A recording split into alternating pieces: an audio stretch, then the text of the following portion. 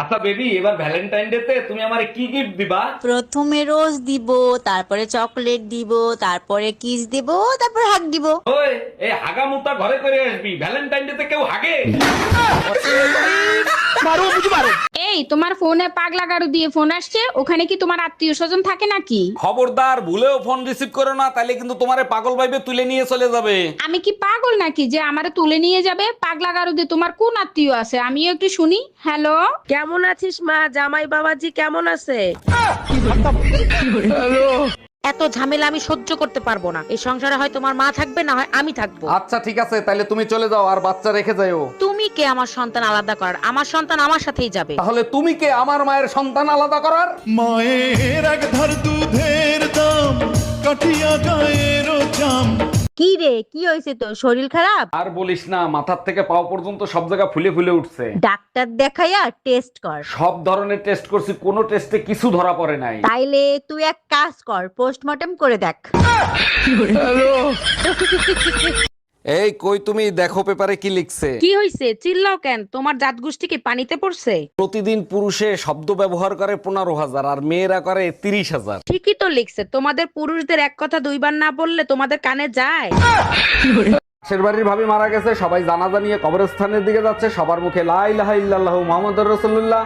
হঠাৎ খাম্বার সাথে জানাজার সাথে টাক লাগে, ভাবির জ্ঞান ফিরে আসে, সবাই হাসি মুখে বাড়ি চলে আসে।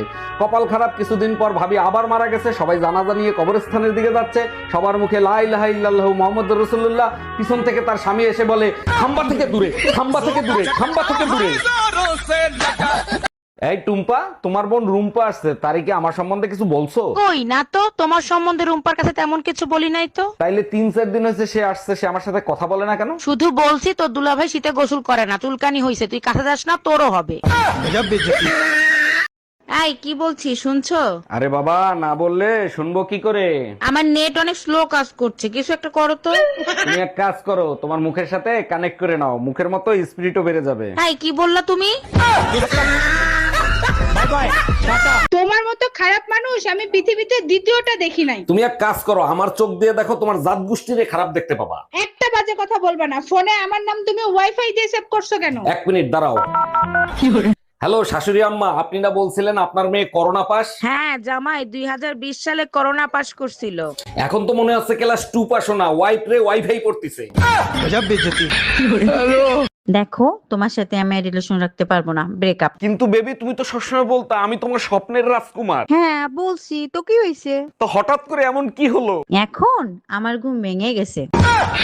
কোনো কথা শুনতে চাই না, প্রয়োজন হলে গুগলে সার্চ দই, হারামিরে খুঁজে বাই কর। এই কি হইছে? কারে খুঁজতিছো? আমারে বলো, আমি খুঁজে দিচ্ছি। সেই হারামিরে খুঁজতেছি যে বলছিল একটা সফল পুরুষের পিছনে একটা নারীর হাত আছে। নারীর হাত আছে কিনা জানি না, তবে তোমার কপালে দুঃখ আছে।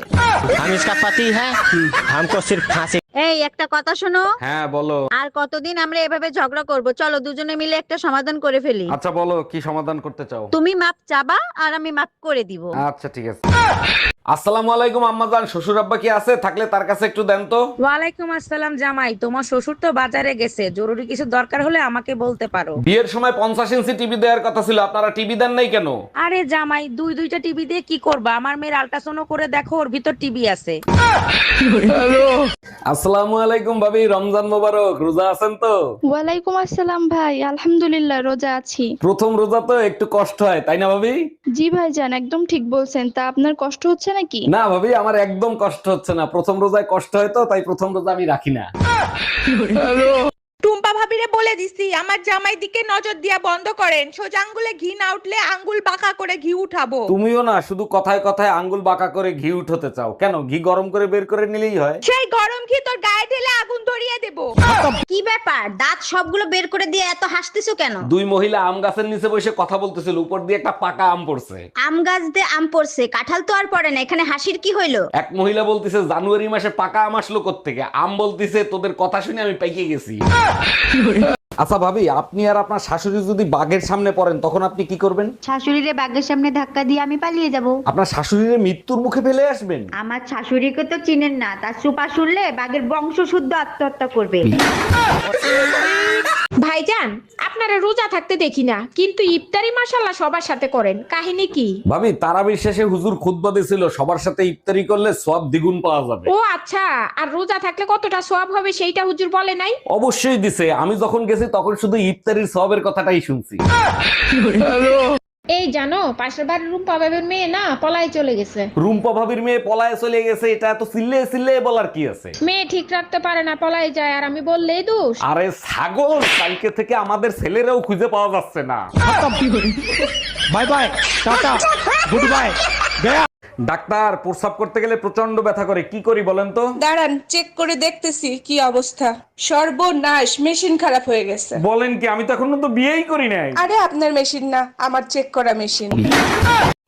এক্সকিউজ মি, এই জুতো কোথায় পাওয়া যাবে বলতে পারেন? তার আগে বলেন ফ্রিতে নেবেন নাকি পয়সা দিয়ে নেবেন? মানে কি বুঝলাম না। যদি পয়সা দিয়ে নিতে চান তাহলে সোজা মার্কেটে চলে যান, আর যদি ফ্রিতে নিতে চাই? তাহলে বিয়ে করে ফেলেন। আরে ভাইজান মন খারাপ কইরেন না, বউ তালাক দিছে তাতে কি হইছে, আরেকটা বিয়ে করবেন। না ভাবি, মন খারাপ অন্য কারণে। বলেন কি ভাইজান, আবার কি সমস্যা হইলো? বিয়ে করার সময় 1 টাকা যৌতুক নি নাই, শালির বিটি তালাক দিয়ে অর্ধেক সম্পত্তি নিয়ে গেছে। Excuse me ma'am. আরে অরুণ সাহেব, ভিতর আসেন, বলুন আপনার জন্য কি করতে পারি। ম্যাম 14ই ফেব্রুয়ারি আমার ছুটি লাগবে। আচ্ছা, আপনি এক কাজ করেন, আপনার ওয়াইফের একটা সিগনেচার নিয়ে আসেন। আচ্ছা ঠিক আছে। এই অবস্থায় তুমি আমার বাপের বাড়ি যাচ্ছ? তোমাকে তো একদম জঙ্গলির মতো লাগছে। লাগবেই তো, আমি তো আর চিড়িয়াখানা যাচ্ছি না, শ্বশুর বাড়ি যাচ্ছি। তার মানে তুমি আমার বাপের বাড়িটাকে চিড়িয়াখানা মনে করছো, তাই না? আরে বোকা, জঙ্গলে কি চিড়িয়াখানা থাকে? ওখানে তো জন্তু জানোয়ার থাকে। এই কি বললা তুমি?